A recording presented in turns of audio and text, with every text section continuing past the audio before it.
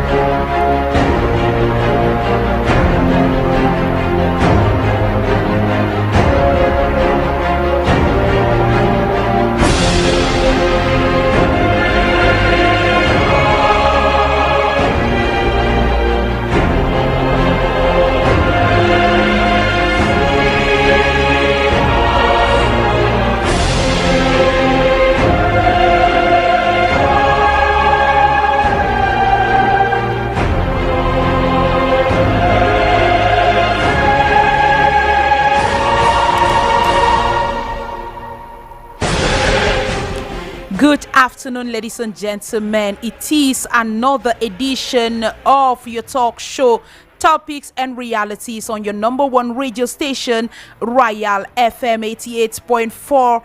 And today, just like every other Saturday, we are going to pick up a topic that concerns you, that concerns all of us here in the studio as Cameroonians, and we will share ideas to contribute to the growth of this blessed Cameroon that we want to see evolve and be better tomorrow.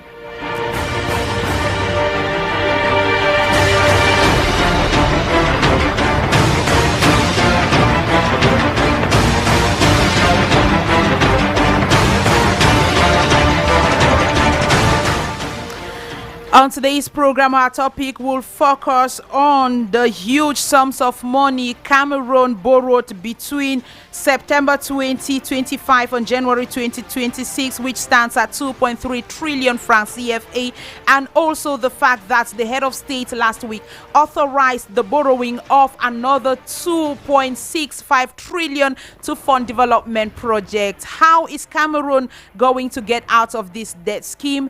And how is this borrowing going to affect the economy of the country? That, ladies and gentlemen, will be our focus on today's edition of Topics and Realities.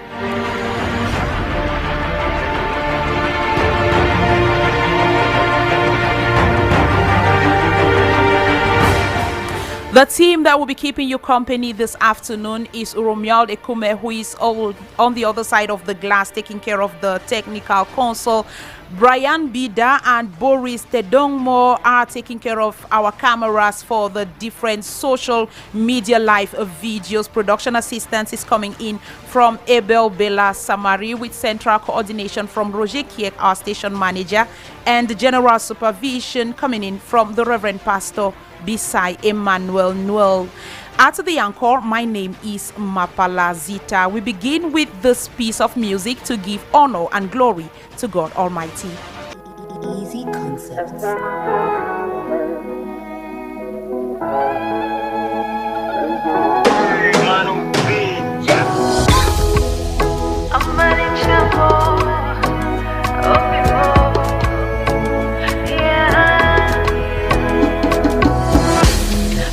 I go give to you for everything you do over and over.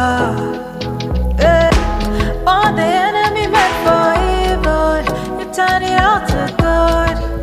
You made me a winner forever. Yes, sir, I'm a result. Obukisiati, Ije love more, Otim no be more. Yes, I'm a kiss ya dio. I did not be mine. I'm my chachimo. You don't take my heart over and over. Yeah. I'm my chachimo. You don't take my heart over and over. Try keep you bless me more than I deserve. You've been there for me every step of the way. Azamba, le rocher sur qui je m'appuie. Je veux chanter ton amour. Je veux chanter ton amour. Yes, sir, Maraza. Obo Kisiadi. Ije love I didn't know you more. Yes, I'm a oh, because you're the I didn't know you I'm a chachimo. You don't take my heart over and over. Yeah. I'm a chachimo. You don't take my heart over and over.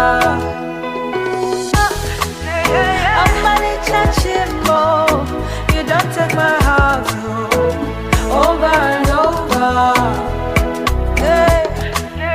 I'm money touching more. You don't take my heart over and over. Chimarobimo, Tatanzambe, Onyamekesi, Jehovah Jireh. Chimarobimo, Tatanzambe.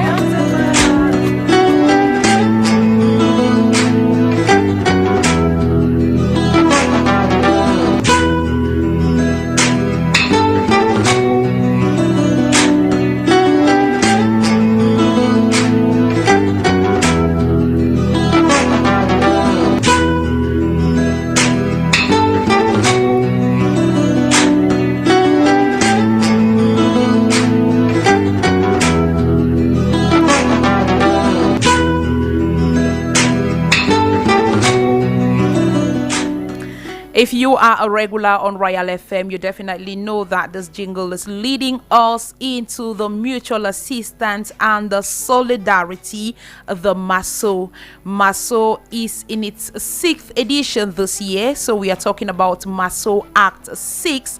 But I must remind you that beneficiaries of Act 5 have almost, if not all of them, gotten into possession of all that they were raffled out for. Yesterday, those who want taxis were receiving their taxis at the Renapro Finance SA Mimboman agency. It's just a stone throw from the radio house, and it was a beautiful ambience in the area. It was so much fun seeing these men smile with pride that they have become taxi owners thanks to contributing just 100 francs every day. Yes, that is what the MASO is all about. It's about bringing back that spirit of African solidarity, that Ubuntu spirit of you are because I am, and I am because you are. So we bring together our little drops of water and make a mighty ocean to help brothers and sisters come out of the shackles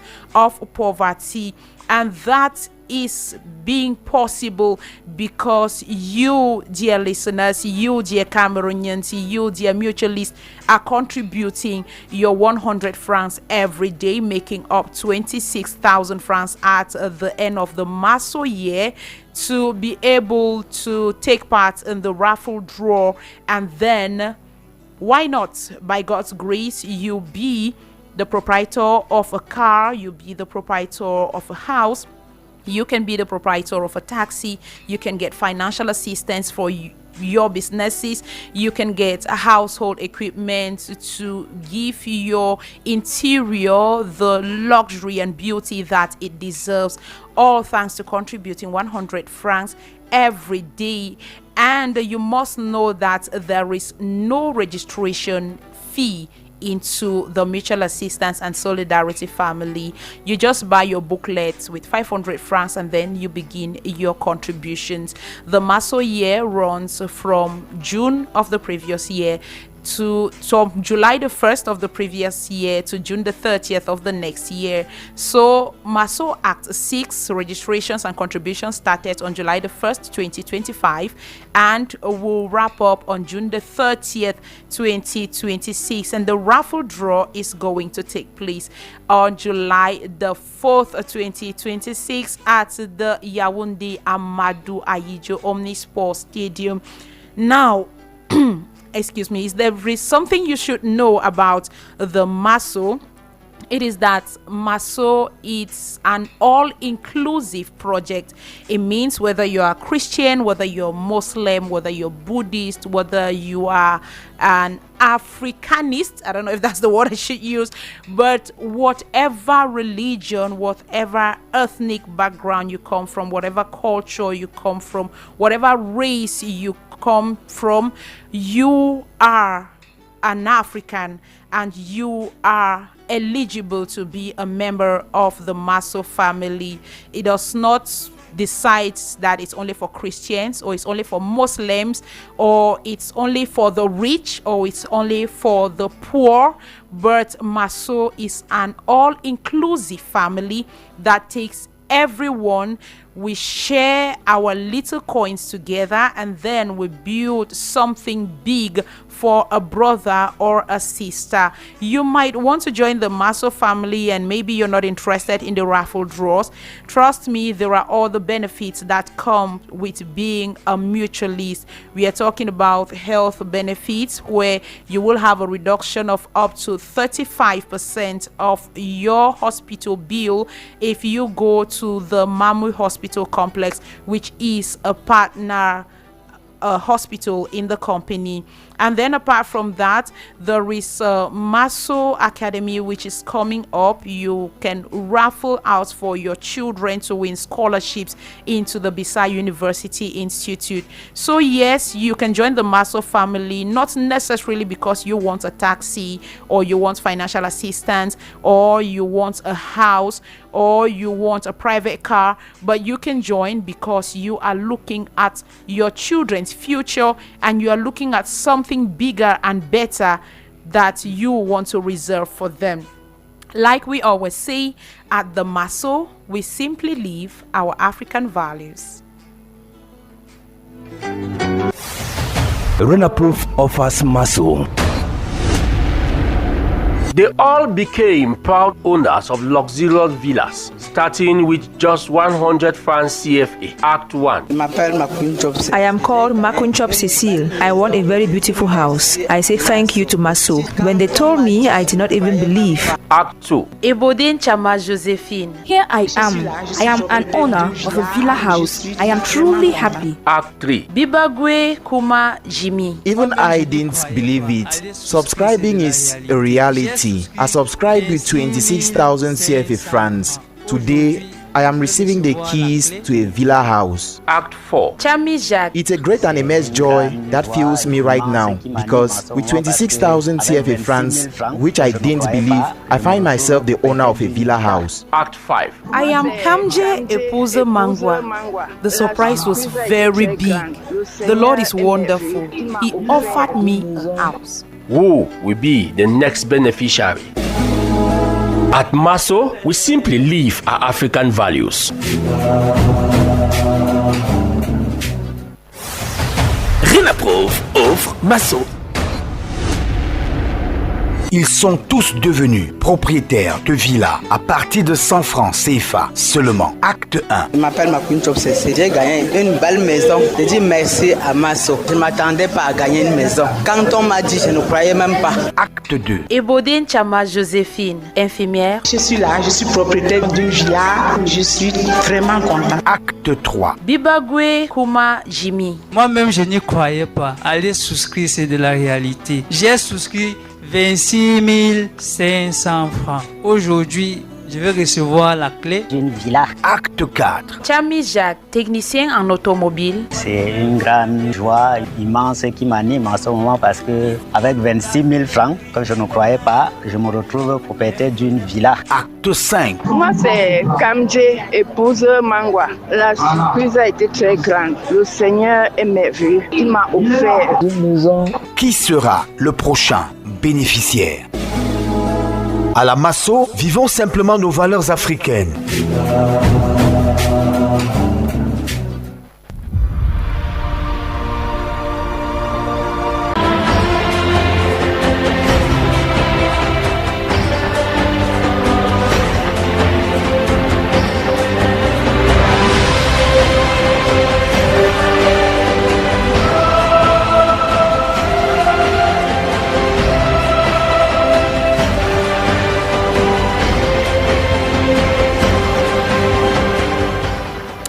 Welcome back. Let's now roll the red carpet for our panelists in the house. I will begin with Hassan Sama. Hassan is a researcher. Hassan, good afternoon. Welcome. Happy New Year. Happy New Year, Madam Zita. Happy New Year to the team working with you in the background. Happy New Year to my co-panelists. Happy New Year to our listeners out there and our viewers as well. It's always a pleasure to be part of your team here. I was here some time ago, and that was why when you were the one inviting me, I wanted to find out if Samari is still here. Yes. Because the last time that I came here, I raised a petition, which I don't like to talk me in the background. I always say in open air that you don't invite me as a last resort. Because when you invite me like you have done today and I have to stay for 6 months before you invite me, I will not feel comfortable. Okay. If you think that I can contribute something to your program, you should try to see how you can use me as much as possible. Okay. Not that I go and I stay, forget about even the route leading to your studio. And one day, I'm told somebody is calling me that I should come for a program. I came because you were the leader. I'm sure your colleague must have told you that if he's the one inviting me, I will not come. Well, he didn't say that. But if he didn't say it and he told you that I should invite me, maybe he wanted to find out if I would come because I won. I threatened. But life never say never. Oh, well, thank you very much for coming. Thank you too. And I think I'll make use of you more often. However, I don't want to. I hope that I'm not behaving like the toad that fell from the tree and decided to say, "Hooray! No, I'm not saying that my presence here is really worth anything. It's just that. No, it's worth something. If I'm called for a second time, means that I could be called regularly. That's just all. Okay, thank you very much for coming. Thanks. And thank you for being honest. Thank you. I'm Dr. Tomenta Kennedy, economic expert, analyst, entrepreneur. The caps are so many. Doctor, good afternoon and Happy New Year. Good afternoon, Sita, and Happy New Year. It's a pleasure to be here. I'm happy to be with Hassan. Hassan, thank you, and hope we could meet as often as possible to discuss on pressing economic topics. Cameroon has a lot of issues to be researched on. As a big researcher like you, I'm sure we'll meet here and talk about pressing findings from our research to promote sustainable development. I'm also happy to be with my co-panelists here to discuss on this very important subject, and which is not just affecting our state, but will affect current and future generations. Zita, I'm very happy, and Happy New Year's to all our listeners, the Maso family, and looking forward to exciting discussion and exchange. Okay, thank you very much for coming, Doctor. And just beside Doctor, we have Valerie Asundep. Valerie is an engineer. He's an entrepreneur. He's a young Cameroonian that is doing a lot for himself and the economy in his own little way. Valerie, you're welcome. Happy New Year. And it's a pleasure to have you. Thank you, Rita. Zita, Happy New Year to you. Happy New Year to everyone. And I say hi to the co-panelists and also the Royal FM hierarchy.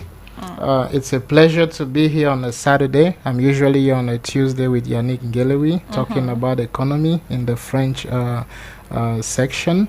I'm an engineer, but I studied in the US. Okay. Yes, so I'm back in Cameroon. I've been here for about 5 months now.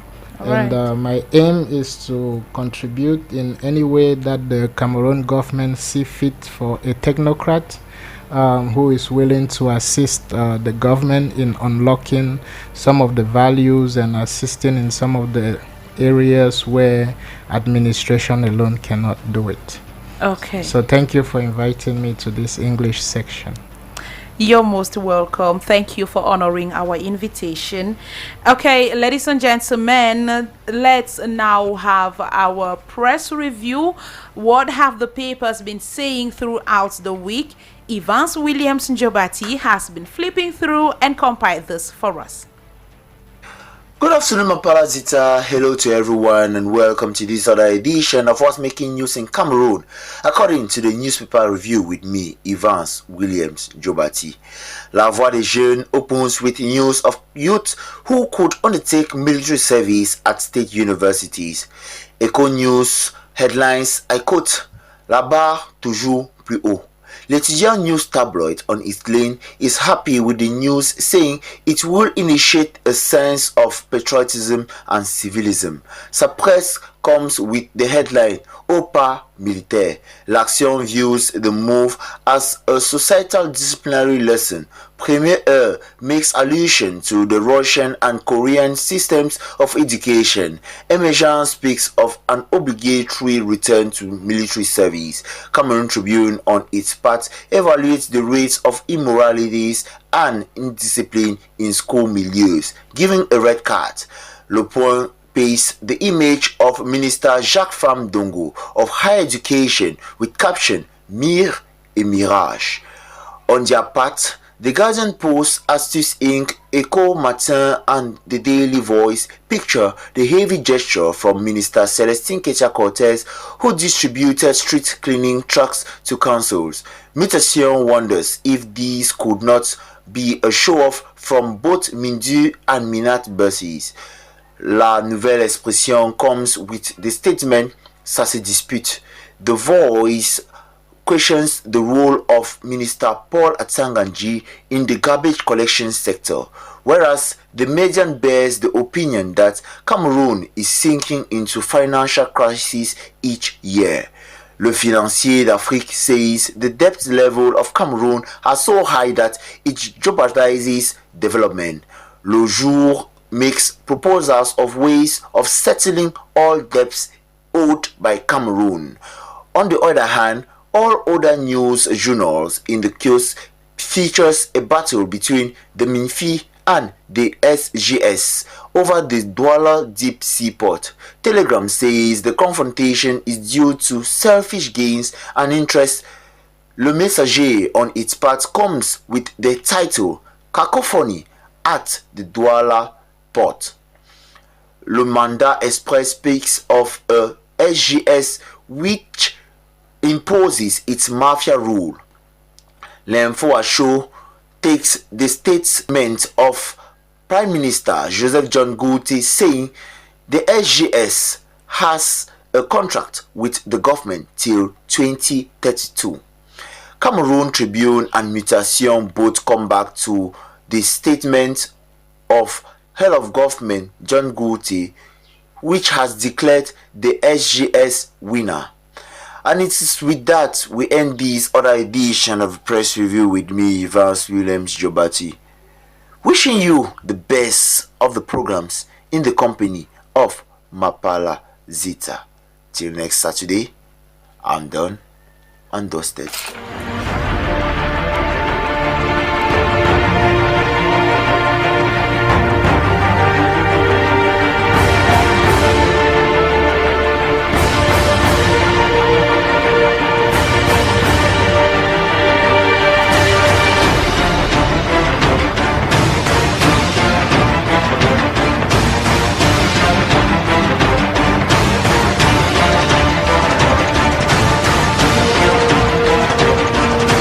Royal FM.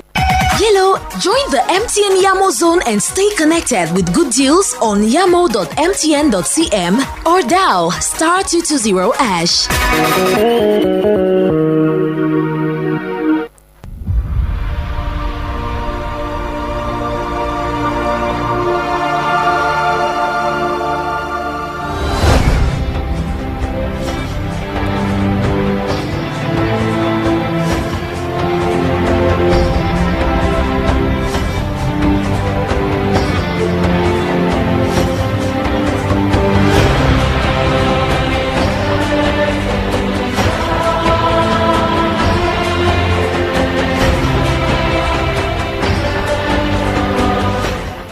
Thank you very much, Evans Williams and Jobati. Definitely, we will have you next week on what the papers must have said throughout the week. Now, let me turn to our panelists on the table. I'll begin with Dr. Tomenta Kennedy.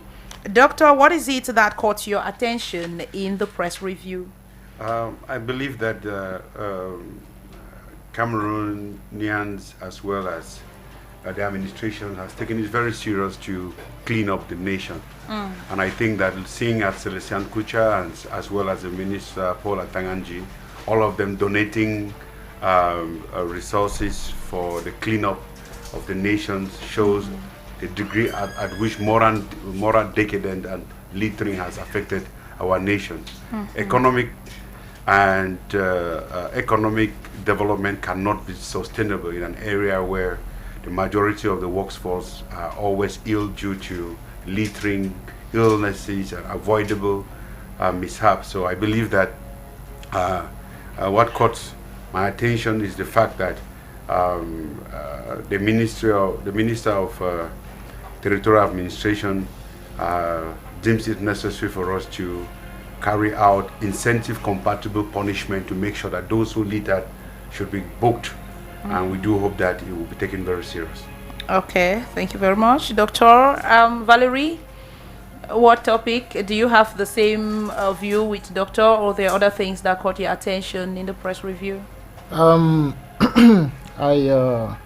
more interested about the numbers today, the money that the government is borrowing and how it looks like in the public eye and how it actually looks like in the background, which means the government operations and the bills that are being paid and stuff like that. So the aspect of cleaning is just a human necessity to clean your environment. And if 2026 is the year that Cameroon has decided that the country has to be clean, we thank them for that, and we pray that these efforts shouldn't stop here. They should continue. My biggest wish is to see mosquitoes being eradicated, because that noise is really, really annoying. Yes, and we don't want to keep going to the hospitals and spending money on malaria medication because the environment that we work and live in is dirty. Okay. All right, thank you. Let me come to Hassan. Hassan, I saw you taking lots of notes when the press review was going on. I bet there are whole lots of stuff that caught your attention. Yeah. You know, to be relevant in any debate, you must be coherent. Okay. So sometimes we'll take this news so that we don't suffocate our listener out there with incoherencies.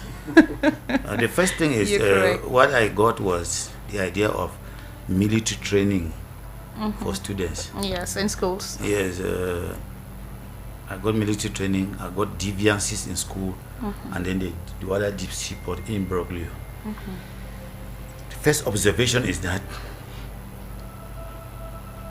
there's a governance problem in Cameroon, coming from all these papers are being earmarking or trying to highlight each time. There's governance problem. Another observation is the fact that the deviances that we find in schools are paradoxically coming from the 8 regions where they say there's peace.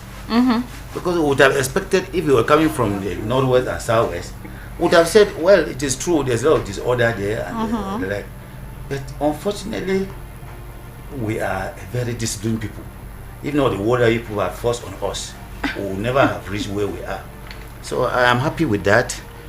Then there's this idea of, you know, that the only sure job opportunities in Cameroon is wearing the uniform.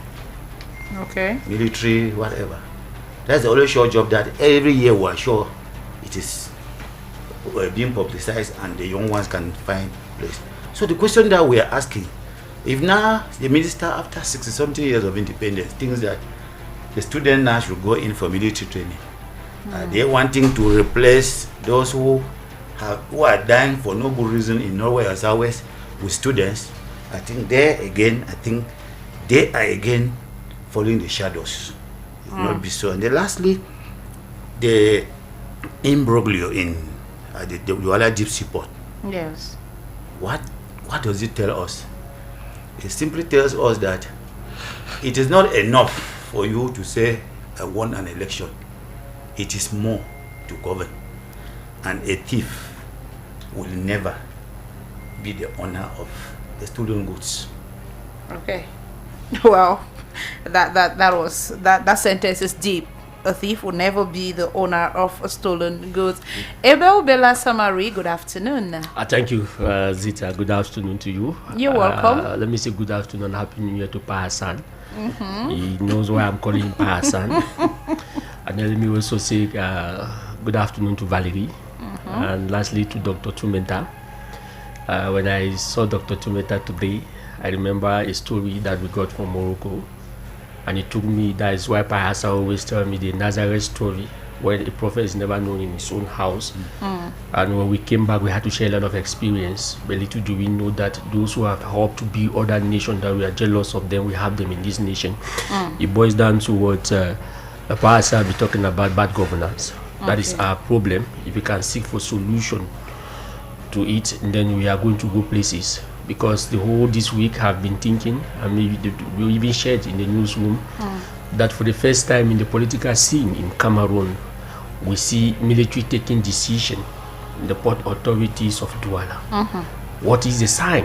Until it is the Prime Minister that had to come and put an end, but we saw the military saying that this contract of this person has come to an end. Is it a sign to tell us that in the days ahead, if we hear gunshots somewhere, we should take it very normal? Because especially in West African countries like Guinea, Mali, Burkina Faso, we have heard gunshots. Because we know our military of being apolitical, we're coming up to take some certain stand in the certain management of something, especially the Port Authority of Douala. Those who are free thinkers should be able to think and tell some of us who don't know how to think very well. Those who are the decision makers, they should be able to tell us so that we start to prepare with that. Because we already had -2 now. Are we going to increase the -2 to -3 in Cameroon? That is what has actually caught my attention, and it has given me a lot of thinking time. The Port Authority situation in Douala speaks volume for those who know the geopolitics of how things are unfolding in this country. For those who know, because especially the coming in of the military, especially the coming in of the Prime Minister. Because a lot of questions, why is it that when things are so tough, even in football, they always wait for the Prime Minister to come and do the last decision? Meanwhile, sometimes it is being said that the Prime Minister have been reduced to a toothless bulldog Prime Minister until they want to change the governance system to become the post of Vice President. You see that at one point we ask ourselves questions to elders like the Dr. Tumenta and the Pa Hassan, that are we going for before or for back? Because when we study history in Cameroon, there was the post of the Vice President. What happened that we had to dissolve it, and today everybody is saying that we should come back to it? How is it going to help us? That is the $1 million question that some of us are thinking with that solution. All right, thank you very much, Abel. Dr. Tumenta Kennedy, I want to come back to you, especially on this issue of the rise of immorality and indiscipline in schools. The cases were so many. In recent times, we saw a whole lot, children smoking shisha in class, children drinking El Vino without publicity in class, children making out in school, and a whole lot, children fighting with their discipline masters at a GBHS Korozok. That was on Wednesday. A student was dismissed for fighting with the discipline master and beating the discipline master up. How did we get here? Some 20, 25, 30 years ago, I am not saying that we did not have cases of indiscipline at that era, but they were almost never this alarming. What is happening? Is it only the bad governance, or what is happening to this generation? Yeah, thank you very much. I'm very happy for this question. I spent the last 3 to 4 months observing these behaviors in a particular school in Oja, trying to understand the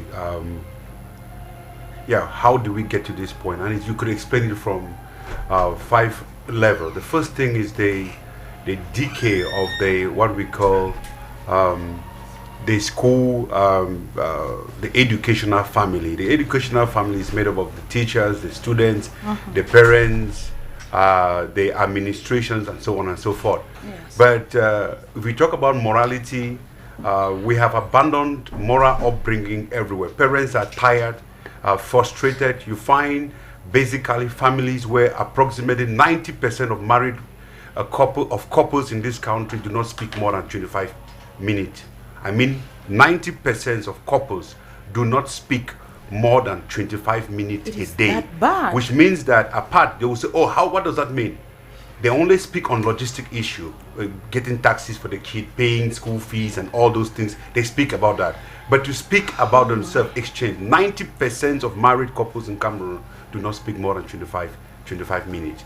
And that matters. If you have parents that could not speak about themselves, exchange, try to calm down their problems. If you have parents that do not reflect on the moral dispensations of their family, if you have families that do not have what we call family charter. Family charters are the foundation of running every family.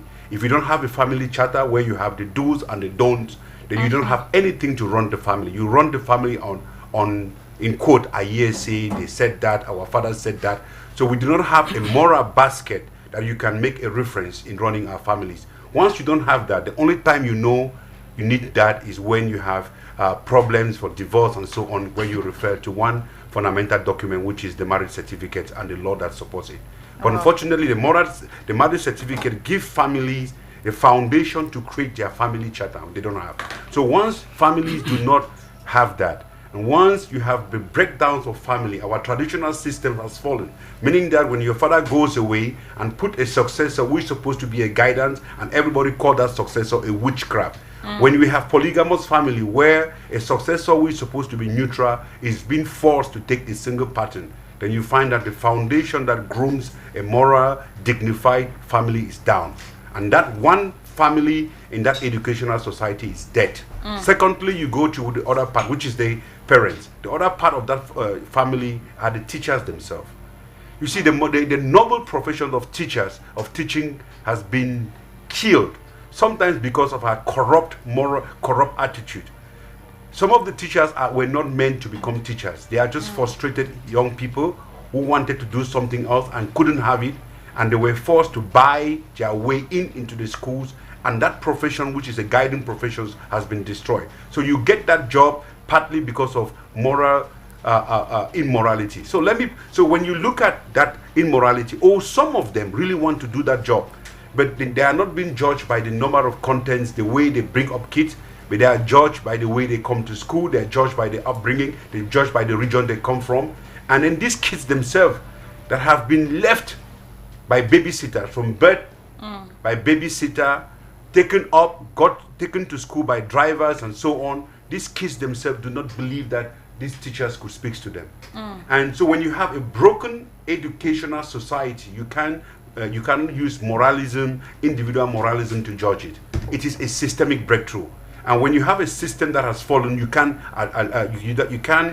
push the responsibility on individuals. When we do that, it's like punishing a moral individual and rewarding an immoral individual. So yes, how do we get here? It will just be picking one kid, going there. With University of Buea, did something which was so great. You had these special needs teachers that were trained. Many of these teachers, special needs teachers. But imagine how many schools have these special needs teachers. These young people were trained to be able to identify kids that has problem from broken homes, kids that has problem from let's say hyperactive syndromes. You have kids that are genius, that they cannot be taught in the same way that kids are. But these teachers are not used, neither by the government or neither by the lay private schools around. So we have a system that the puzzles are there, but the coordination factors is not there. So yes, as an economics ethicist, morality and self-interest, should we judge and punish these kids? We can identify and remove the symptoms, but we have to go deep down to be able to solve, to change the systemic and the cells to be able to solve it. So I believe that getting here, a lot of things, if kids know that their parents are stealing, parents cannot justify to their kids where their source of revenues are coming from. Parents, they never have even opportunity to talk with their kids. Parents do not sit down even to sign the books that assignments of their kids. They never sign it. Kids have learned how to sign their parents' signature because the parents say sign anything and go with it and give it.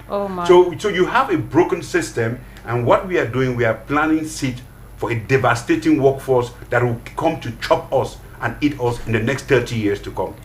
May God help us that we do not get to that stage, Valerie. I see you definitely have a lot to add to this. Yes, just listening to Dr. Kennedy talk, I feel like we're still on the surface, right?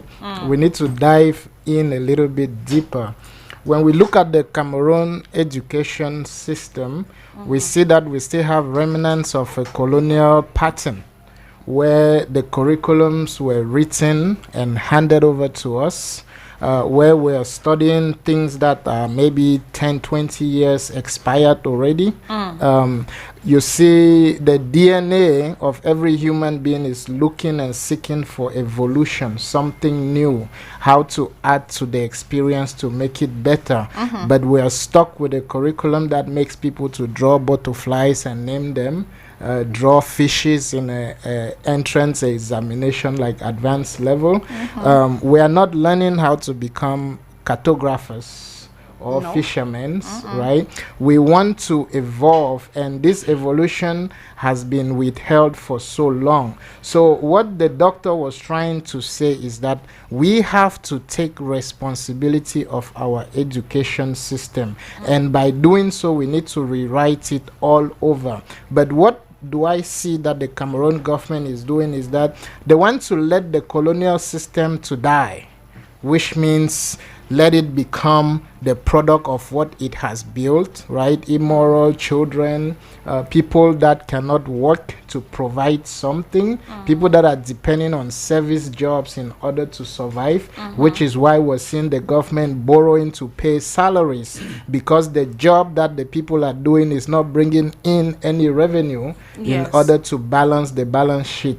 So we are the system where they taught us how to beg and how to survive through begging, not how to produce or how to evolve in a natural way. So when you see a student beating a discipline master, is just a result of the bad system that was handed over to us. English just as French, right? In the French system, we see more of titulaire. Je suis l'enfant de tel. Tu me donnes tel note. If not, your job is in danger. When you go to the English section, you see where now we're only memorizing A-level past questions and O-levels in order to pass the exams. Exactly. So basically, we're not teaching ourselves. We're not being taught. We're learning how to survive. And the survival had to get to a point where we take matters in our own hands. What do I want to study today as an engineer? Not the system that exists right here. If I want to put now my experience or expertise on the table, according to the education that I got in 2014 in Texas, Cameroon is still like 2 decades behind. Oh, Lord have mercy. Yes, we haven't even heard about industrial engineers yet, but we have graduates of industrial engineers in different countries. So how do we run an industry, right, which we keep failing at doing when we don't even have the engineers at that? There is no system in Cameroon that teaches people how to become entrepreneurs. You figure it out when you get in there after losing some money and running into difficulties, and then you start looking for mentors. So the system has to die, and I think the government is doing a good job at letting it die by seeing what the product of the system of the program is producing. Yes, you see most Cameroonians now, they run away and go abroad. Somebody that studies literature after some years become a doctor in the US.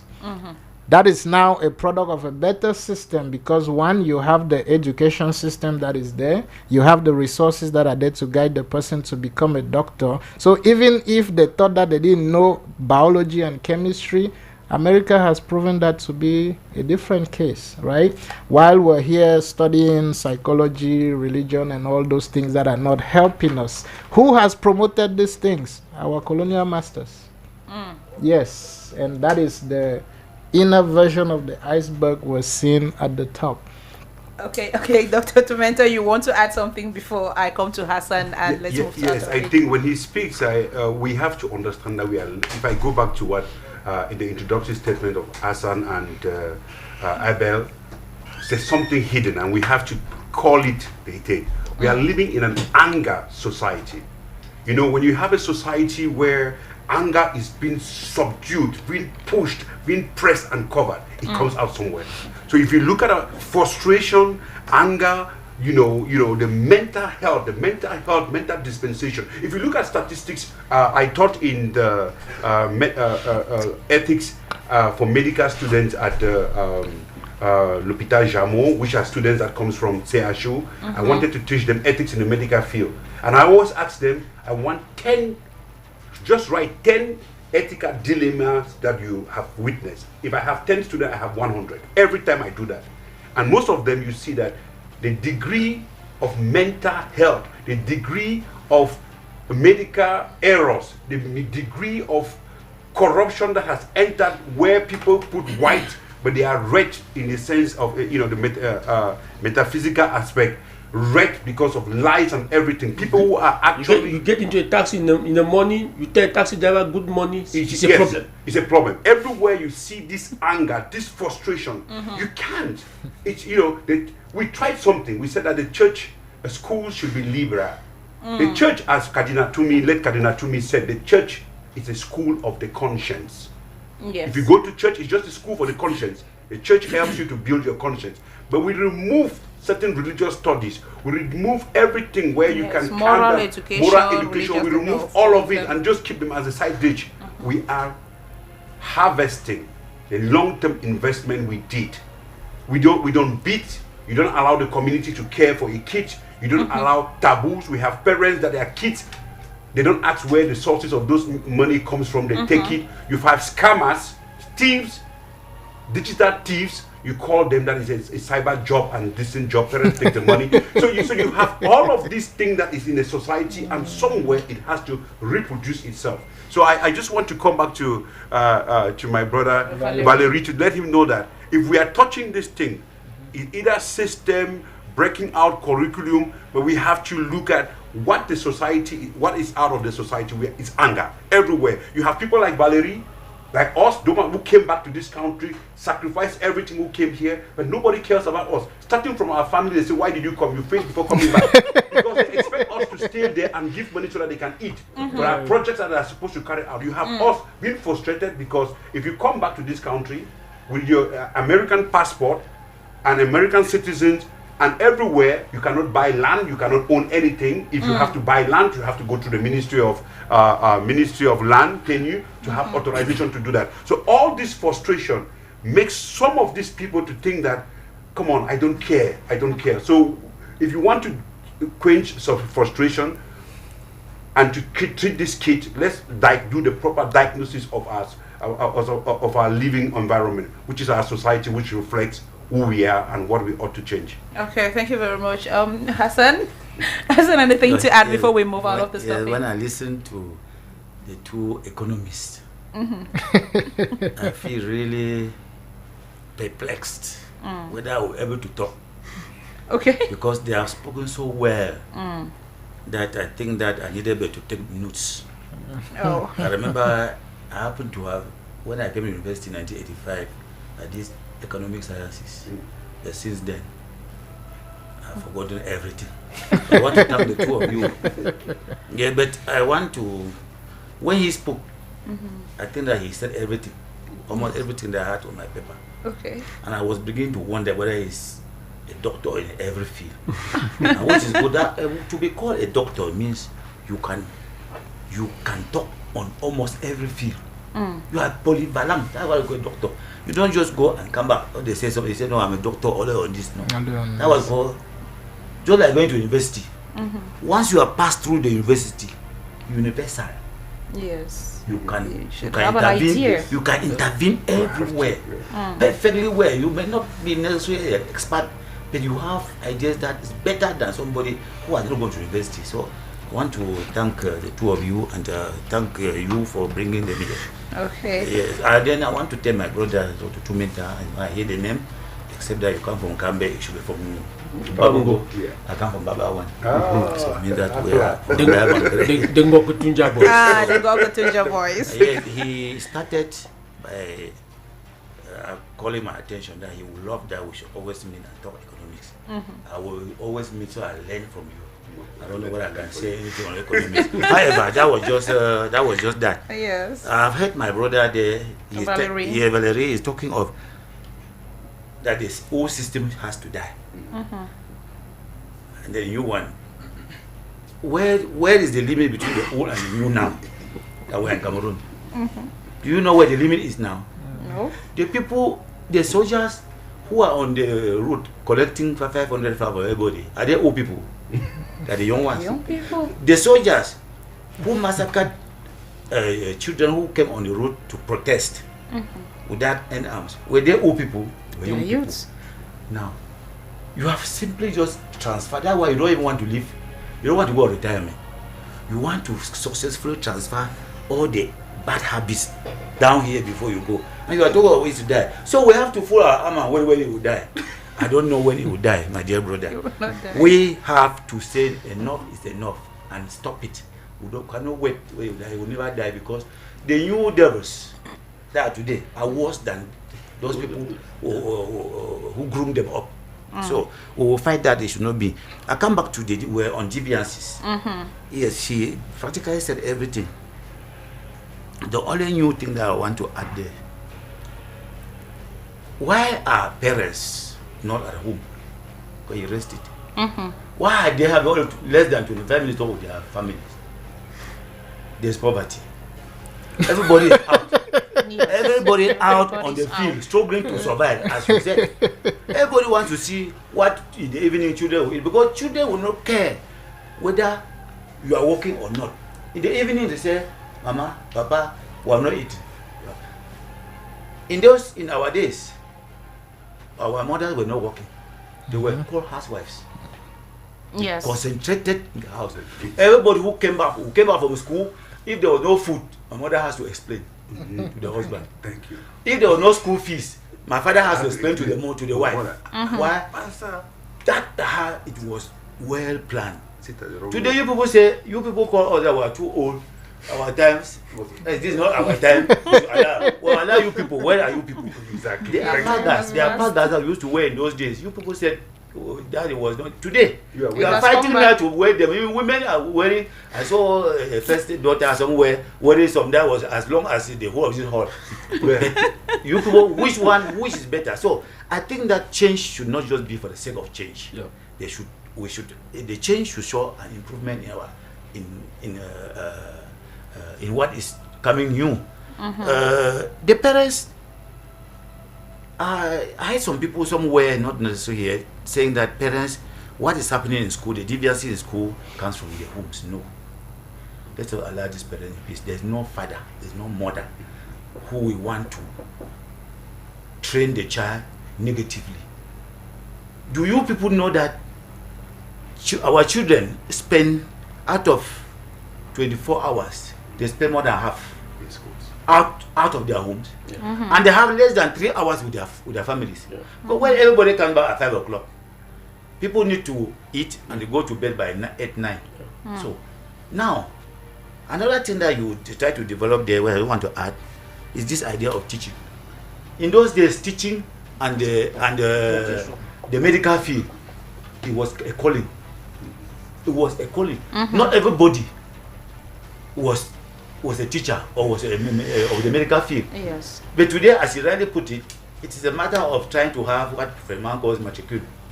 Nobody cares. Struggle for survival. Now, who are those bringing up our children? The mother is out, the father is out. Teacher. The person bringing up our children now at home is who? The babysitters. They are the one who cook. Whether they will point to their children, whether they too give their own advice to the children when you are not there, and you come back. Oh Lord. The highest you do is I tell your child that I'm very tired. I am very tired. Our child sees you completely exhausted. So what should happen is that the system is bad. And we will not continue to wait after 60 years that he will die. He will never die. Do you know that the system that we are using today, they are all debt for the people who gave us? Do you know this? Do you know there's nothing like called you people have probatoire? It was from France now. Do you know there's no probatoire in France? It's more than 30 years. They don't have probatoire. You may help me. They don't have probatoire. Why are we still keeping probatoire here? Do you know that before Cameroon accepted the one shift system of work, there were ministers who said that they had taxes. That if they make the one shift, they will lose in their taxes. And because of those individuals, it took Cameroon many years to ever accept it. So the system, they say every people have the government they deserve.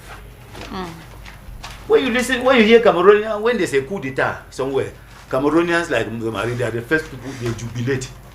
When there's this thing, people have demonstrated very well and changed their government, they jubilate in Cameroon. But when it comes to their own, they say, no, I want peace. One piece. We want to see our great-grandchildren to live. So, as long as we are not ready to emulate what we think is good, we will remain on this spot. We will continue to cry. You will cry. I will cry. He is still relatively younger. We will go and still live what it is like this. You people will join us in the OH, go and live. So it is time for us to say no. Okay. When Royal FM.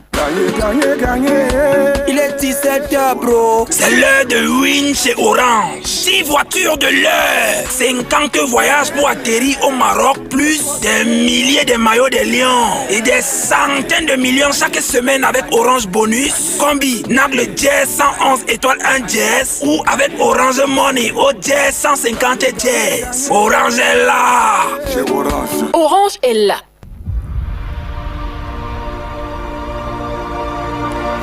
After the election result of October 12th, yes, the post-violence was too harsh. But do you know what Cabrera said? They are preparing for next election. Well, I finished.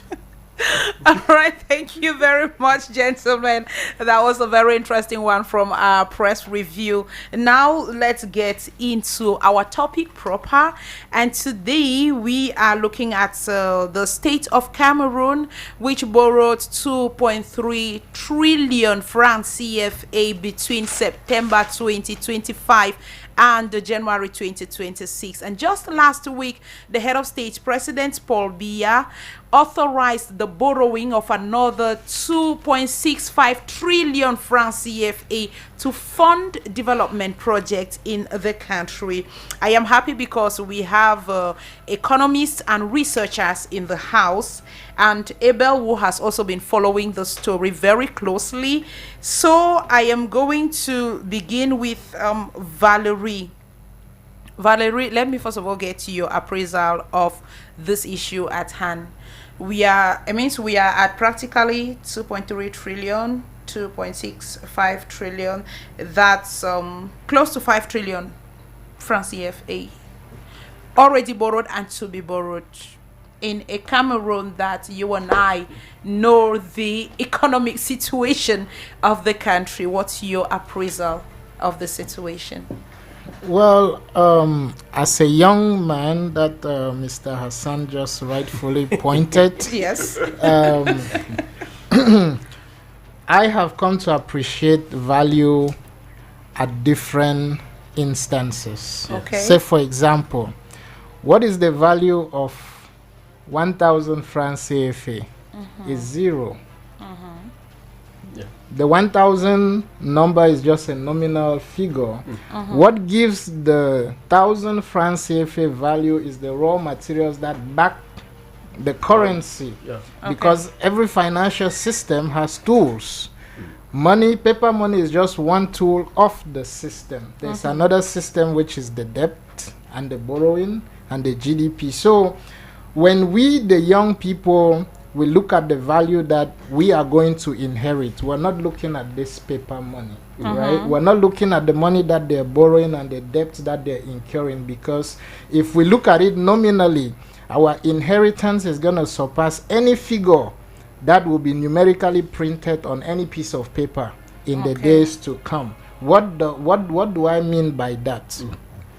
Today, 1 trillion francs CFA means nothing to me, but if they say there are 2 or 3 hectares of land that possess gold in Betori Oya, and how we're going to use that gold to develop, say, for example, Bakassi, I'm more interested in that as an engineer rather than seeing how much paper money France has printed somewhere, because that printer didn't do any work apart from printing the paper. And if you look at it, our economy doesn't really run on paper, it runs on goods and services. And these goods and services, the exchange medium is just this paper. And the paper cannot dictate the value of the goods and services because they are printed elsewhere. If you had to buy a bunch of plantain today, you would come up with your own value that you think is nominal. You see people arguing price because one thinks that this is too high and another one thinks that this is normal. So the amount of money that the government is borrowing today is to pay salaries, which has nothing to do with production or manufacturing or transformation of raw materials, which means we still have a lot laying in the ground, that when we start to work, we're going to transform these raw materials into finished goods and make 3 times what these white people think they're printing and giving to us as loans. So for today, how did we get here? We have a system that was forced to us. Some of you guys that are older than me will elaborate more on this. Our fiscal or financial system was forced to us either by France or by some other powers that we do not know. And if I am the president, I'll do exactly what Paul Biya is doing. Why? Because at the end of each year, Cameroon has to give 50% of his GDP to France. To France, yes. Which means that I can work the whole year, acquire 10 million francs CFA, the government comes and tax me 5 million and takes it and gives it to France. What encourages me to work next year? Nothing. Nothing. So while the production sector of Cameroon is highly unemployed, the service sector is being employed. Like he's saying, les hommes en tenue, right? Everybody wants to work where it's service based, because if we start producing, our GDP is going to rise up, and that 50% that we're giving to France is going to become bigger. So you slow down the production economy and you increase the service economy, but the numbers are just nominal. The IMF is saying that 7% borrowing per GDP is okay. We're still at 5 and 6. So I don't think so we can even borrow more. Yeah, we can still borrow more. Oh my. We're sitting at a good table. Oh my. Okay, Abel, you've been following the story before I take the other experts in the house. Valerie says we are still at 5%. It means we can even borrow more. I was here crying and saying that, Jesus, we've already borrowed up to this amount and they want to borrow more. How are we going to get out of this? How is it going to happen? Now, there's even a possibility that we can borrow more. Yes, and the government will still borrow more. Oh, you know, Lord in those have days, mercy. in the days of Pa Hassan, they were talking more of million. Today, in our own day, when we want to hear figure, we hear trillion. They have even migrated from billion to trillion. To trillion. And Valerie is telling us, like experts in the field, that Cameroonians should prepare their mind, because maybe we'll move from trillion to quadrillion if that at all do exist, because the IMF says that you can borrow up to 7, but we are just around 5, meaning that we still have 2. But our problem is which the experts are saying, yes, we are those who live with the people on a common basis. I will discover that we are not feeling the impact. That is just the problem. And he is giving us the impression that no, we are not feeling the impact because we cannot produce. If we produce, we pay more. Meaning that the system is the way it is because somebody designed it for it to be where it. But the problem is that Cameroonians, most of them we talked about, should we go and borrow with the hyper corruption that we have? Should we go and borrow with the type of economic situation?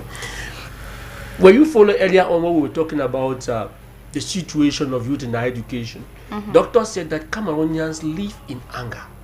Yes, and that's a reality. The actual problem. And like they always say, a hungry man is an angry man. Yeah. That's true. If it hadn't been that we are producing, each Cameroonian is finding his own niche. Sometimes when they talk about the colonial master who do this, I ask myself the question that the other countries that are also bringing new system, were they not also colonized in Africa? We see another countries that you see somebody is telling you that what you are seeing in this country in terms of transformation is just 10 years old. And every citizen you talk about give you that. Somebody will sit and tell you that tomorrow I will be like this. The next day, but in Cameroon, it is very difficult to see somebody that will come and tell you that in the next 5 years, I'm sure to buy a land, I'm sure to complete a house, I'm sure. Yes. But when we borrow this, the issue is Zita. It affects the life of the people in the negative form. And if we still have to borrow, maybe perhaps Valerie should tell us how should we survive? Because that is just my worry. How are we going to survive the trillion? Because we have not even finished paying the billion that we borrowed. Now we are going to borrow the trillion. I can answer that a little bit. So the meeting that was held in Brazzaville a couple of days ago. To check about the CFA. Yes. Which in the days ahead will undergo another devaluation if care is not taken. I think what they're trying to do this time around is to have the mechanism of transaction completion. right? Okay. If you look at the US dollar, it's a reserve currency. What makes it reserve is that is the initiator of transaction and the completion of transaction on its own. Yeah. If you take the CFA today to Nigeria, somebody will even refuse to exchange it to you because it doesn't complete the transaction. It initiates the transaction. Yes. So sometimes you need to transfer to euro or to dollars where you could be able to access certain countries. So we have a mother currency that is sitting as the completer of transaction, which makes the CFA more expensive than we are actually seeing it. Let me give you an example. If the Cameroon government says we're going to tar 100 kilometers of roads, at 1 kilometer, say, for example, 100,000 francs CFA. Now, the 50 million that we'll borrow from Bank of Japan in order to build that 100 kilometer of road has to leave the Bank of Japan to the Bank of Cameroon, which is the BEAC. That transaction can only be completed if the euro gets in and settle the transaction. And before they settle that transaction, they tag their own percentage on top of it. So we're no more borrowing 50 million. We're borrowing 70. The remaining 2 million goes to the financial transaction settler. That's the mechanism that we're trying to bring into Africa. Yeah, what we are saying is good. Let us take the case of Zimbabwe. We saw how the Zimbabwe economy collapsed. Right. Because that is a fear of what we are also entering into. At one point, the Zimbabwe dollar did not have value. Yes, the Zim dollar was valueless. And every Zimbabwe had to convert in the using of the dollars to be able to survive. And up to today, Zimbabwe has not even stand to borrow. You are the expert. Are we not going towards that same direction where we can see the CFA completely being reduced to nothingness? With the definition of our emergence, no, we're not heading there. We're actually deviating from there because we've nationalized most of our companies. Yes, and the nationalization of those companies means that when we... For example, Sonel? It's not completed. Well, we're in the process, right? Shokokam and all those other guys in Neo and all of. So when we do finish nationalizing those companies, it means that we are going to be the one to reap 100% benefit of the revenue that comes from those agencies. Okay. Doctor, before I come to you, let me take Hassan first. Let me come to Hassan first because the way he is seated, I am very sure if you carry the people I don't know in the days of IG, were you borrowing like us in the days of I'm sure if you carry the people governing this country now and put in front of Hassan, I don't know what he would do to them. But Hassan, we are at a situation where we have borrowed a lot, and according to Valerie's statistics, we might even borrow more. No, not that we might borrow more.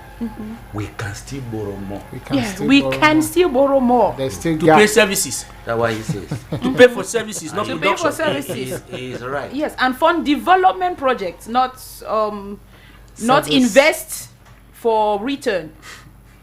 I overheard you here saying that when you heard that I borrow trillions, I heard that, oh my God. Yes. When they don't borrow, what do you benefit? Now that they have borrowed, what am I benefiting? Why are you losing? What are you losing? Because do you know why? No, don't mind. Yes. I know where it's. Yes. Why I'm using this example is that I defended a master's 2-3 years ago. I wanted to do PhD, but I said these doctors, the harm they have caused our community. I decided to hold it. Let me see again. Why all this grammar? All this big grammar that my friend is saying? When Ayijo was the president of this country, this big grammar existed. You were not there. We were not there. We lived very well. When Mr. Pafrundi came and told us that when people go to parliament, when they come out, you ask them for accountability. We never knew. We had parliamentarians went to parliament. When they came back, you know what we did? The villagers contributed food. But White Mimbo, when I visited him, when we were coming back, he would distribute pieces of sabon. But one we have given him goods, and the other we have given him And nobody ever cared until Frundi came and told us that we were asking questions. Here, see where we are. Oh Lord. Why I decided to speak this way is that why I expect the two of them to speak amphitheater. I don't know how many people are listening to them. And because nobody is understanding them, as I'm sure. I am understanding. No, it's not for us here. For us here, it's not. Valerie is putting some confusion in our it's not a problem for us here. But we should prepare. No, but I think what he is saying is very necessary. No, what he said, I have not said it's not necessary. Yes. What I've said is that the people out there, what he say, they will need to ask you afterwards. What was that man saying? But we need them. Yes. We need them because they are the ones to tell us we are now living in a global world. Okay. We are no longer in trade by barter. Yeah. Okay. So the question now is, in 1961, I like to digress a lot. In 1961, these people here today, they call themselves Southern Cameroon, Ambazonia, and the like. They had there was they came into a union with French Cameroon, that republic, and they had a federation of equal status. Those were standard 6. Dr. Tumenda, you know them. They were standard 6, maybe failures or whatever. But Dr. Tumeta, Professor Tumeta, you people came in 2019, 21st century, and you had what? Special status. The rest, we don't need to go there. Okay. So, I come back now. We're talking about boring. Boring is not bad in itself. The economists will agree with me. We now have to talk about budget. Because we are talking boring, we must talk about the budget. When a country has a budget, there are items where they would have the means that they will run their state. Part is loans.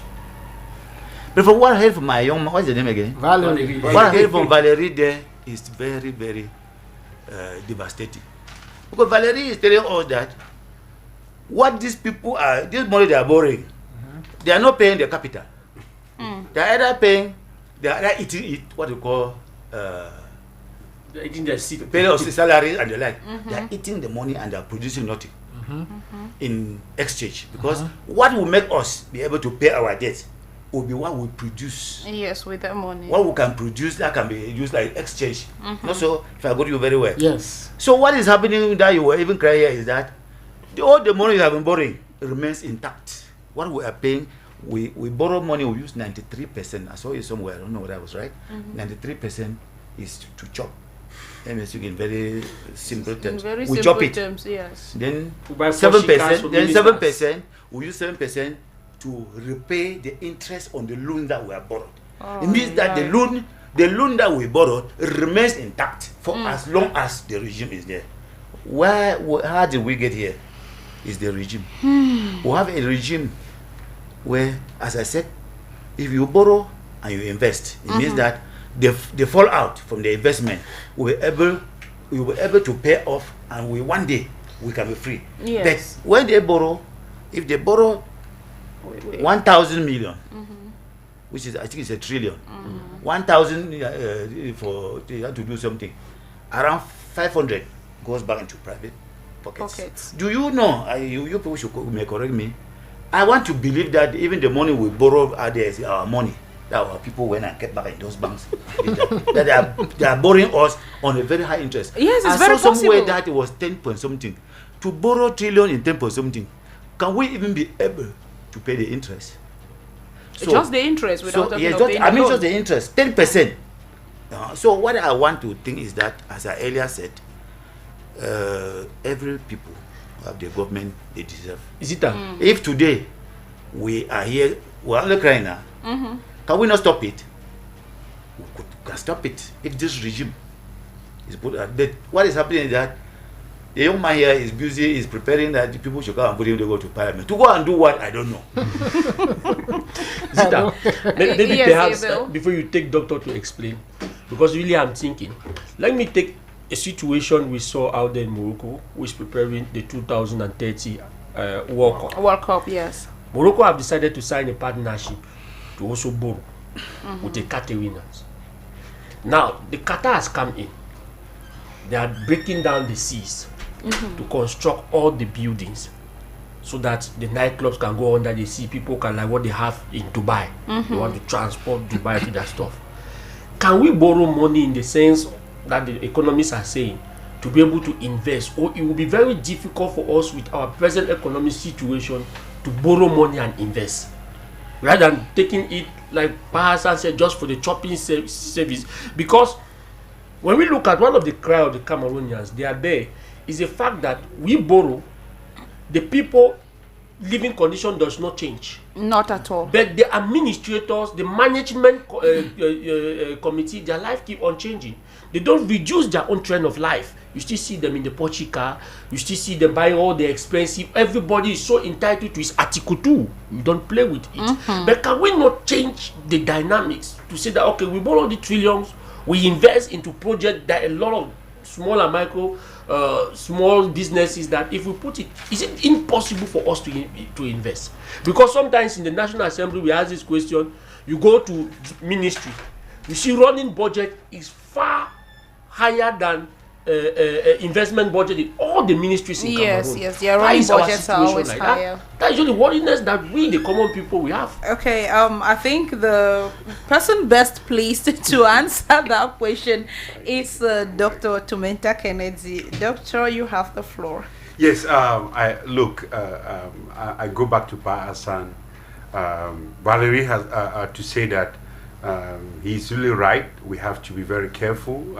We have to find a balance between consumption budget and investment budget, public investment budget and consumption budget. Okay. If I take what Valerie actually said, he's bringing up another idea, saying that maybe our resources that are untapped resources are capable of paying our future, the debt. Okay, and Abel asks one of the fundamental questions. We are borrowing and they are not seeing a lot of the macro changes. And it seems as if they are borrowing. Abel is like, he's saying, if you borrow money and bring to unscrupulous and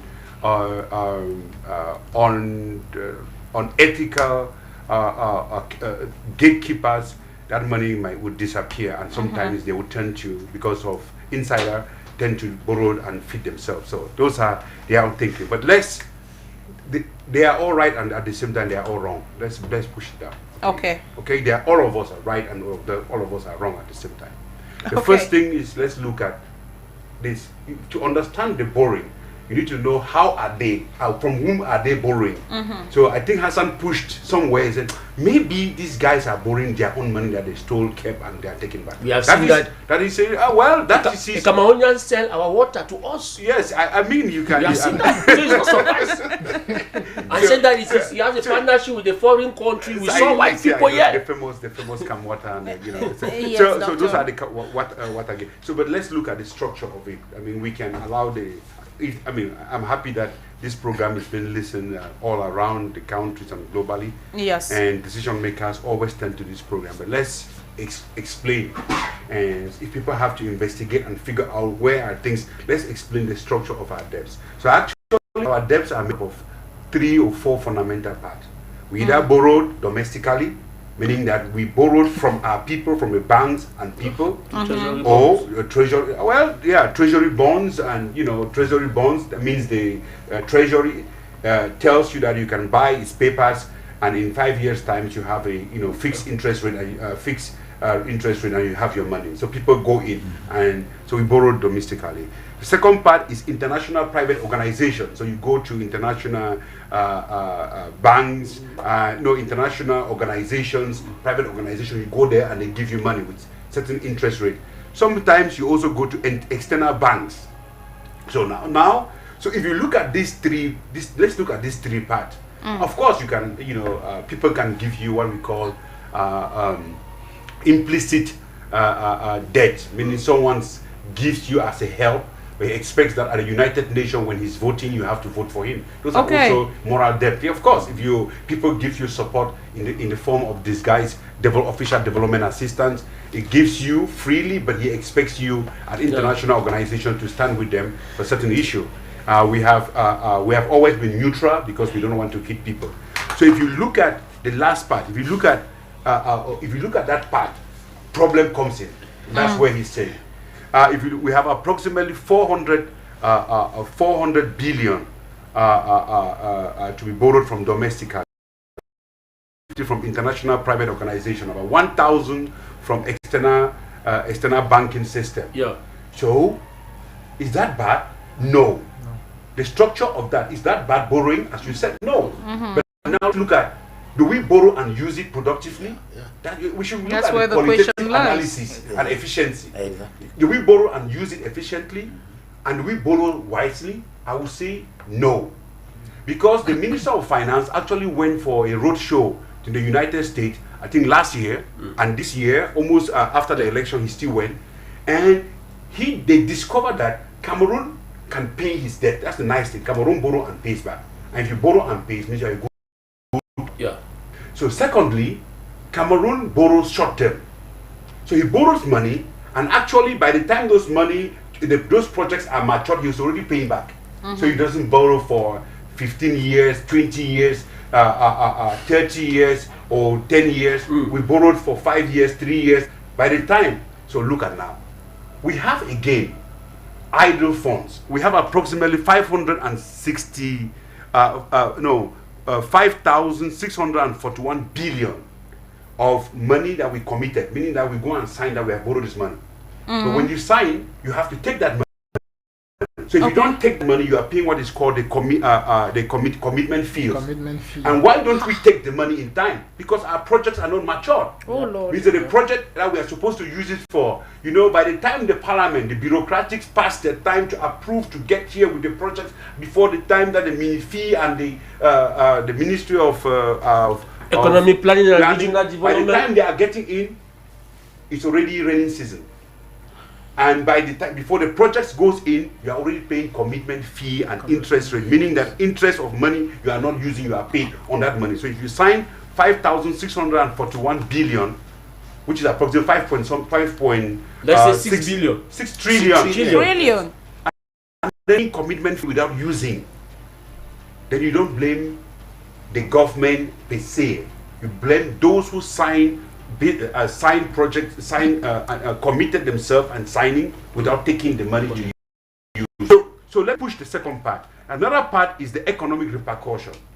Now, because when you look at that, for people to understand, is it affecting us? Okay, Doctor, please, before we come to the economic repercussions, yes, is it not possible that they draft this project, make sure that everything is set on place before they go for the borrowing? Because why should they borrow money, put it on standby, and then come back to start voting for those budgets and start discussing the projects and doing the planifications? We are all Cameroonians, and Cameroon is called a continent not for nothing. Okay. Because the space between perception, reality, and facts is different in Cameroon. Yeah. Very, very perception, different. People tell you everything is fine, the project is fine. But the feasibility is not well taken. The scenario planning. Today you do projects on scenario planning. Yeah. If best case scenario, Cameroon is fine. Worst case scenario, an earthquake happened. And then worst case scenario, earthquake could have happened. People got panic, but it didn't happen. So you have to borrow and you do your project planning on scenario. We do not do scenario planning in Cameroon, not even in family. No. So you have to do on scenario. I mean, people are so shocked that post-election violence came in. But in any normal economy, we should have put that as a scenario. Yes. If scenario 1, everything is fine. Scenario 2, people might get to the streets. So that scenario planning is something we have to teach people at all levels. But our schools, as Hassan actually puts it, we are still catching up, copying wrong examples and shouldn't call the government, we should call those experts and individuals that are paid by taxpayers to put those systems and evaluate those systems. So sometimes they come with, because they have the project, the pressure. They say my project is fine, some of the controllers, the verificators of those projects, they are being given site payments. You call them very well, they're smoothing the thing, and they say the project is fine. And then you find Article 3, Article 4, and 3 and 4. The 3 and 4, that is the new name that they call it now. So now let's look at that. So that's where we could explain that sometimes if we keep on borrowing and not using in time, we will be paying and it will affect us. But if we borrow and use in time, it's not bad. Thirdly, debt management. This is the worst part even. Debt servicing. So we are spending, so imagine if we borrowed 5 trillion, okay? Meaning that 5 trillion we are borrowing, but the total repayment could be 1 trillion billion on principal repayment. So you borrow, you are paying on principal, your repayment, and then now there's something which is called crowding out. If you borrowed from local banks, from local institutions, where are the private sector going to borrow money to do their business? That's why most of the private sectors that have to create the jobs, create the private part, create the opportunities, they don't even have money to borrow, because most of these banks feel that it's safer to buy treasury bills and bonds and get from the government and have your fixed amount than giving it to a risky private sector, which approximately 90% of the small and medium-sized enterprises are individually owned. Like you borrowed your money to him, if he died, there's family problem and they scatter the company. So the structure of our private sector is killing it. And last but not the least is the fact that the IMF has actually put Cameroon that we are fine, as he said, but on the bottleneck. But we might get to what is called high-risk distress. Let me explain to you. What's that? High-risk distress means that Cameroon's repayment is conditioned by its ability to sell its natural resources, oil, cocoa, and some of these natural resources that fetch foreign reserve. But unfortunately, if somewhere, somehow, the prices of oil and oil prices goes down, meaning that we project that oil prices will go up let's say $7 per barrel will sell, and then at the end of the day, the market price is 2,000. 2,000. It just come to $2 per barrel. Then we have a problem because there is a gap, and that gap we have to find it somewhere.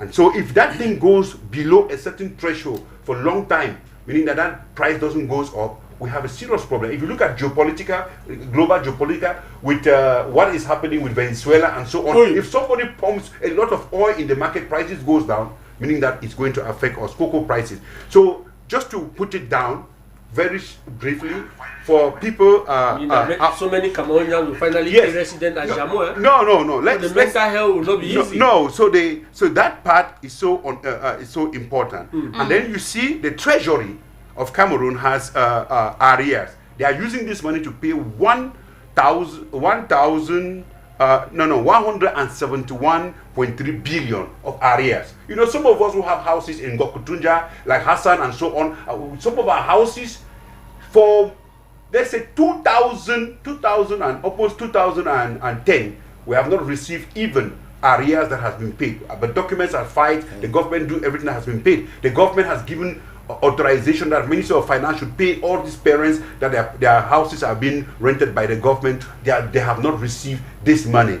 So the government is borrowing and paying, and what we are saying is we can still borrow because we are below. CEMAC says that we have 70% borrowing threshold, and we are at 43, meaning that we are fine.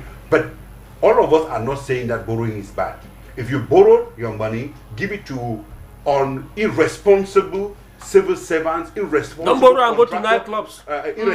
contractor, people who do not carry out evaluation in time, and budgets that are not used, you borrow, you will pay interest rate on principal without actually using it. So just to explain to our people, Cameroon is borrowing, but some Cameroonians are not doing their job, making sure that the projects that are supposed to use, they are supposed to use this money to build, they are doing it.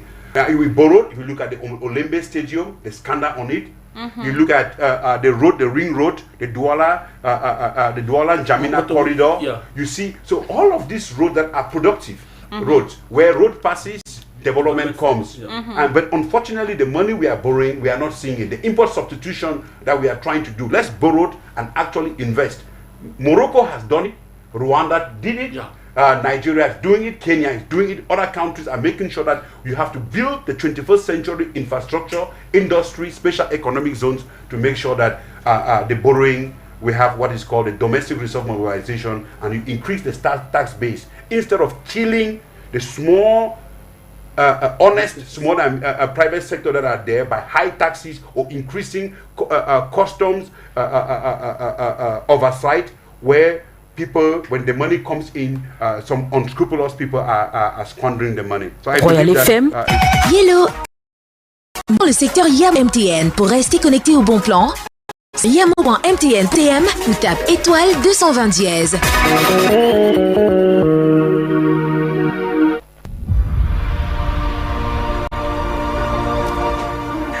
All right, we are definitely giving a high five to all the partners of Royal FM and Topics and Realities, particularly to Ultim Light. Ultim Light supplies us water here on the platform to make sure that we are always hydrated while in the course of the program. Hassan, I want to come to you.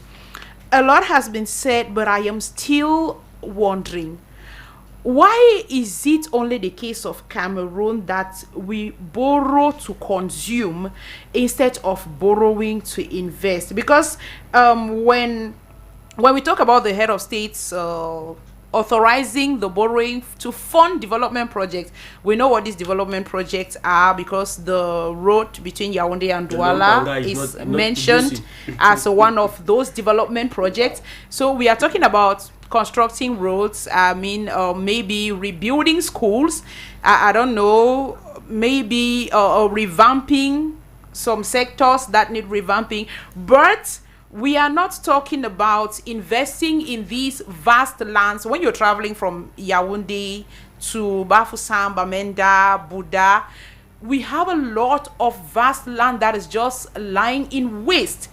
Such lands could be exploited. We could produce cocoa, bananas, plantain, cassava, I don't know. We can produce something that the country uses to do return on this money. Why is it Cameroon's case that we borrow for consumption? Madam Zita, how many other cases do you know? They say only Cameroon. No, because the way you are talking, yes. I expected you to have maybe recounted 5 or 10 different countries. In this country, they borrow money and and Cameroon case is okay, in Morocco. So you talk about why is our own the one that we know. Yes, the one that we know. When your children go to school, just a second. Yes. If your children go to school and they write the GCE, and that center has 0%. When your child comes about, do you clap because everybody failed? No, you talk about your own. You'll be talking about your own. About our own because you don't know about our own. I want to tell you what I want. I love that. Let me take the case of like what Rwanda is struggling to do now. We have our mountain race in Cameroon which is coming. That can be an avenue where we do what we call tourism economy. Yes. Where towards that tourism economy, those who are coming will drink our toilette, will eat our kwakoko, will stay in our own hotel. You understand? The money will come back. That is why you see, if you follow things like sport, Rwanda is organizing a lot of volleyball, basketball, handball competition. It lobbies that African countries should come there. Like for example, the 5 billion that we had in football, we spend it in another country. That is the type of situation he's calling the different examples. But with us here, we don't know where our economy, whether it is based, they will tell you that Cameroon economy is based on agriculture. But how is that agriculture sustainable? Where others are moving towards their economy, towards entertainment, or towards the tourism, or towards other aspects, from there they divert it. Anyway, Valerie will be telling me more. Yes. No, it was let's finish with however, thanks for. So that is why he was talking about other countries. Yes, thanks for the input, because what I'm saying, wherever you find this scenario we're talking in Cameroon, is where there's corruption. Where corruption is very high. I want to tell you that the level of corruption in Nigeria. In other countries, I don't want in Nigeria that I want to talk. Yeah. So, but the question, the one you have raised, is the system. If you people succeed to change the system, all this thing will take level because he will be employed as a resource person, as a technician. Dr. Tobita will be there to tell the world, but that the system is suffocated. The few people who are benefiting there, the few unpatriotic people who are benefiting there are there. There was even something that when I was wanting to take floor from you, was that I wanted to ask something from that when they would take the floor, they may answer me. My father told me that if you have 100,000 in your pocket and you are owing somebody 70,000, if they are asking you that how much, what is your income, what do you have as your money? Don't talk 100, talk 30,000. The one I want to ask, find out from my friends. Sorry that I'm taking your place. No, of course you have the right to. How can Cameroon be owing this much, and every year they have a budget? You have a budget of 7,000. That's 7 trillion. But you are owing 14 trillion. After the 7, this year is around 8.17 trillion. Not so billion. Trillion. Billion. It's trillion. It's trillion. 8. Wow. It's 8,000. 8,000 billion. 000. Yes, it's trillion. We have that budget, and from the very first day in January, we are borrowing like mad people. Now, that money, what will it be used for? I know the little that I know about budget is that there's no fixed money kept somewhere. It's true. Now, we intend to have this money that we are borrowing. Is it part of that 8,000 billion? And you can imagine that she just told us here that so far what we have borrowed now is around 5. So it means that what we already have a budget is around 3. Correct? So I want you people to clarify us. You try to clarify as simple as possible. As I told you people, since Brunji came and said that we should be asking questions. Yes. We have been asking questions Let me jump in a bit as the youngest guy in the panel. Yes, and maybe the future generation to come. Definitely. Yes, the young must grow. And we are growing. Yes. If I thought they will give me that opportunity. No, naturally we must grow. The load is heavy. We are struggling to grow. Maybe we'll go by the side. Even by the side, natural growth will not be easy. You are not struggling to grow. You said let the old will die first. No. The young must grow. So what Mr. Abel asked a while ago is if all this money we're borrowing is actually our money, and the answer is yes. There's something called the global world resource. How did they come about? How much money is in the world? Is the resources that they have mapped across the world to see what value could be nominally printed as paper. And Africa holds a lot of that value. So it's just our money that we're retaking back. And while we're taking back that money, all they're doing is from service. We are taking from who? The organization. The masters, you have Bretton Woods, right? Okay, yeah. That was the American system that installed the financial monopoly. We have the IMF. We have all those other funds that seems to be the lender of first resort. They are basically giving us back our money and playing with the service fees, which is the interest rates, which is another value, another tool of the financial system. So when we sit and doctor says that we borrow commission money, which means we commit to borrow this, but we don't finally take the money on time, is due to systems incompatibility. The presidency can say we want to do this, and the ministerials take this much to actually convene themselves and see how they can push that project hierarchically. And to even make it worse, the ministerial people don't even communicate with the community developers to see how the project that was administered can translate from words to action. So we start paying interest rates on money that we have not even collected yet. And by the time we end up collecting that money, we have a certain fee that we pay for the completement of transaction of that money, which makes it even more expensive, right? But as we're looking at it, global world evaluation. Because sometimes with a local way, you send somebody, the family member will tell, please add charges fee there. Yes, sending charges. Please add plus charges. Excuse me, I'm not interrupting you. We heard. We are people of the past. We heard that some of the things that we don't use what we have already engaged ourselves in, like you people are saying, is that the people who are supposed to put this money in use, they are asking that Mapai. Yes, that's what they're asking. Mapai. Now, when they go now, since they have people who want some transparency, they will tell them that this is what you root for, because Cameroon will tell you that there's a route going to Okola. I don't know if somebody has passed there. Yeah. The route, that road was around 20 meters, but the map of the route that was given back to this regime was around that very 20 meters. I was there last week. They have reduced it to around 4. But what they present, how do you put it? The market.